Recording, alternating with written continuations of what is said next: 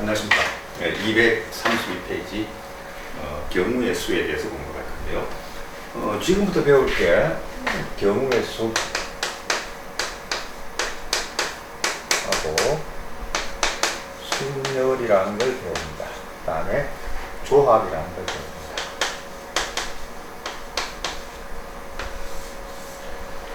양은 얼마 안 돼요. 내용도 얼마 안 되고 그래서 그래도 대충 하고 넘어가겠다면 큰일 납니다.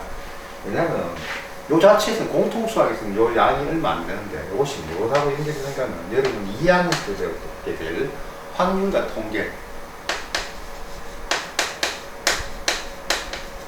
확률과 통계가 있습니다.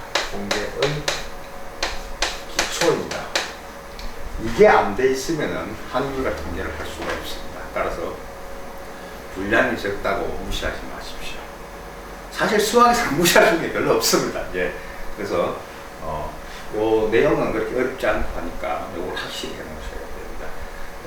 왜냐하면 요걸 해놓고 나면 여러분이 공통수학 2를 하고 2학년이 돼가지고 이제 대수하고 미적분 1을 하고 그 다음에 보통 확률 통계거든요. 그러면 거의 한 1년 가까이 공백이 생겨요. 그러면 이거를 거의 다 까먹습니다. 근데 까먹더라도 확실히 공부를 해놓고 까먹는 사람하고 어설프게 공부해놓고 까먹는 사람은 결과가 다르겠죠. 그래서 할 때 확실히 해놓으세요. 그러면은 한 1년 정도 손을 놔두더라도 다시 봤을 때 빨리 복원할 수가 있습니다. 그래서 분량도 얼마 안 되고 시험 보면 기본적으로 시험 문제 몇 개 안 나오니까 대충 한다 그런 생각하지 마시고 이 자체가 확률과 통계를 한 과목 책 한 권의 기초가 됩니다. 정확하게 해두시기 바랍니다. 자, 그 다음에 그럼 이제 들어가 볼까요? 자, 용어가 몇 개 나옵니다. 용어는 바로 정의죠. 정의입니다. 정의가 뭡니까? 약속입니다. 이거 뭡니까? 이거 대부분 분필을 하죠. 이거를 뭐 지우개 이러면 안 되죠. 피자 이러면 안 되죠. 여기서 용어나 정의는 암기를 해야 됩니다. 이해됩니까? 네. 자, 첫 번째, 사건과 경우의 수가 있습니다. 사건이라는 무엇이며 경우의 수가 무엇인가를 알아야겠습니다. 자, 사건입니다.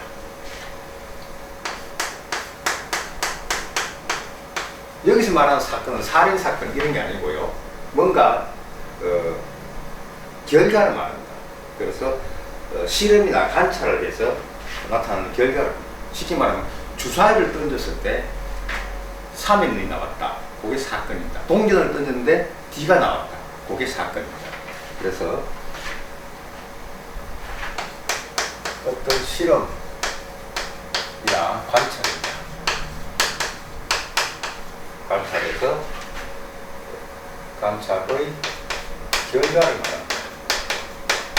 그 다음에 예를 들어 동전을 던져 동전의 앞이 나왔다. 여기 사건입니다. 이대죠. 예, 동전을 던졌는데 앞이 나왔다. 물론 D가 나올 수도 있죠. 그 앞이 나온 사건, D가 나오는 것도 사건입니다. 예. 다음에 경우의 수.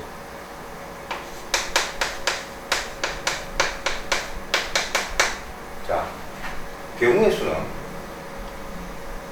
요거 하기 전에 요 실험이나 관찰이 요걸 뭐라 하냐면은 실험이나 관찰을 요거를 다른 말로 시행이라고 합니다.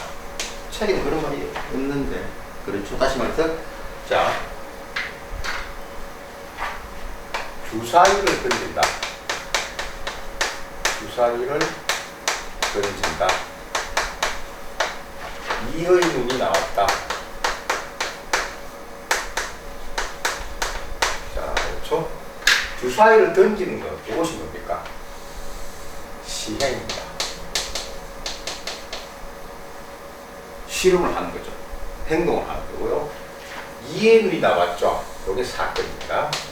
이렇게 이해하시면 될 겁니다. 크게 어렵지 않죠? 그 다음에 경우의 수가 있습니다. 경우의 수. 자, 상식적으로 생각해봐. 주사위를 던지면 어떤 일이 벌어집니까? 경우의 수가 몇 가지 나옵니까? 1부터 6, 6가지죠. 주사위 등 중에 7을 8은 없잖아요. 그렇죠? 네, 그런 것들을 말합니다. 그래서 모든 사건의 가지수입니다.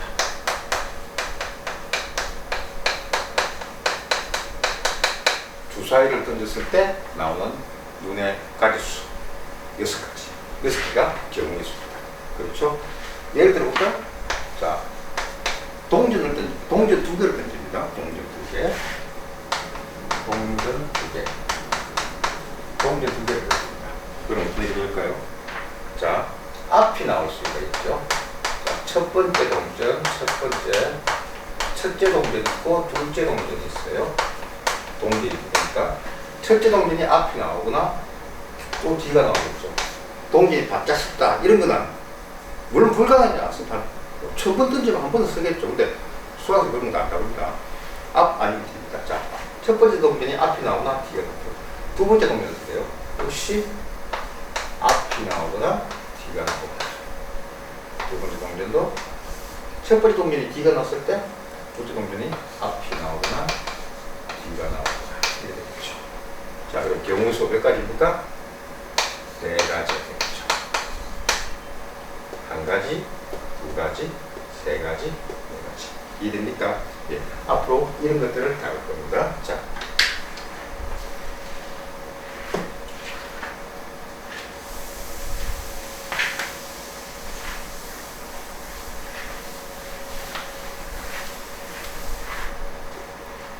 책에 보면 합의 법칙, 곱의 법칙이라는 게 나옵니다. 합의 법칙과 곱의 법칙. 합의 법칙. 이것은 자, 사건이 있는데 사건 A, B가 동시에 일어나지 않습니다. 동시에 일어나지 않을 때 이때 자 B의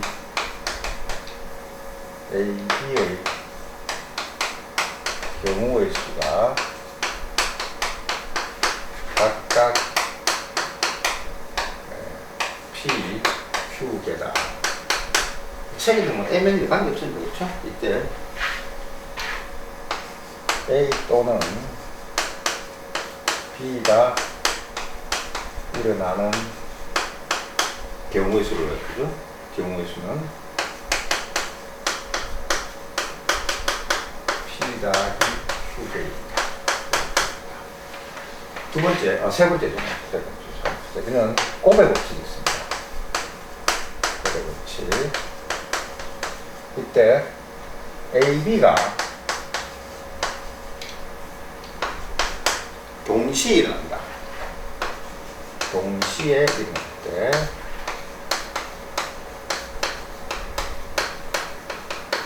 자, 이때 A와 B가 동시에 일어나는 경우의 수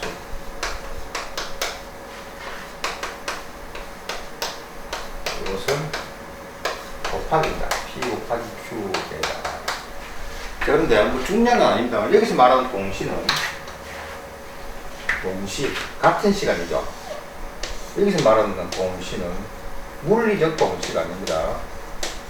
물리적 동시가 아닙니다. 그냥 사건이 같이 일어나면 됩니다. 쉽게 말해서 자 물리적 동시라면 내가 왼손 오른손을 동시에 칠판에 딱 되죠. 동시입니다. 잘 보세요. 왼손 먼저 되고 오른손 이렇게 되죠. 동시가 아니에요. 물리적으로 보면 동시가 아닙니다. 왼손이 먼저 11시 30분, 11시 31분이죠. 물리적으로 동시가 아니에요. 근데 여기서 말하는 거 보면 그런 동시가 아닙니다. 오전에 A가 벌어지고 오후에 B가 벌어지죠. 그래도 동시라고 봅니다. 물리적 동시하고 달라요. 자, 예를 한번 들어보겠습니다. 자, 이쪽으로 이래.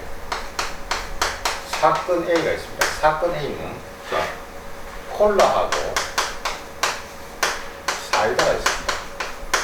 자, 음료수 두 개 중에 하나를 선택하는 그 사건이라고 봅시다. 이런 사건이고요. 콜라나 사이다. 그다음에 사건 B 볼게요. 사건 B는 자, 과자가 있습니다.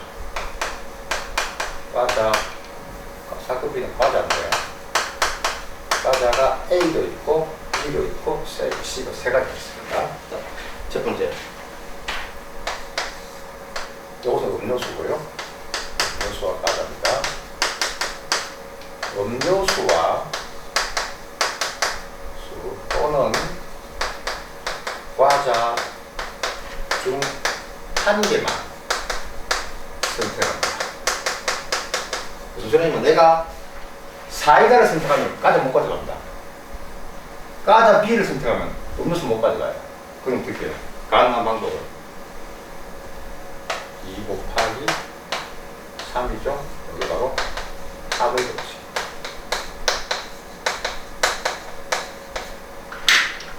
또는입니다. 합의 법칙. 그런데 두 번째, 음료수 한 개,